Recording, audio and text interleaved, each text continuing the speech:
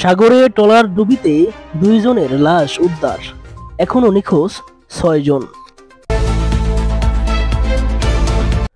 বঙ্গোপসাগরের চট্টগ্রাম উপকূলে মাছ ধরার একটি ট্রলার ডুবে 8 জন নিখোঁজের ঘটনায় 2 জনের লাশ উদ্ধার করেছে কোস্টগার্ড। শনিবার 9 আগস্ট পতেঙ্গা 15 নম্বর ঘাটের বাইরে বাণীনগর থেকে তাদের লাশ উদ্ধার করা হয়।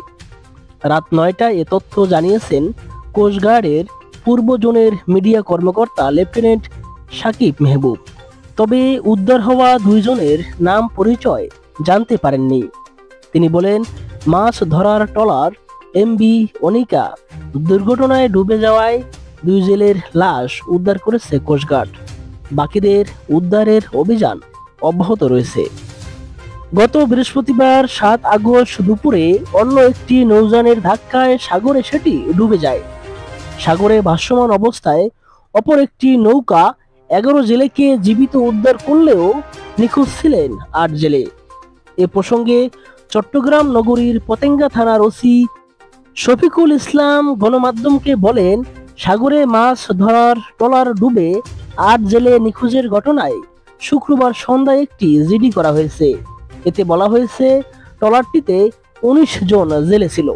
এর মধ্যে 11 জনকে অপর একটি নৌকা জীবিত উদ্ধার করেছে। এখনো নিখোঁজ রয়েছে 8 জন। জানা গেছে, নিখোঁজ জেলেদের সবাই নোয়াখালীর বাসিন্দা। তাদের মধ্যে 4 জনের নাম জানা গেছে।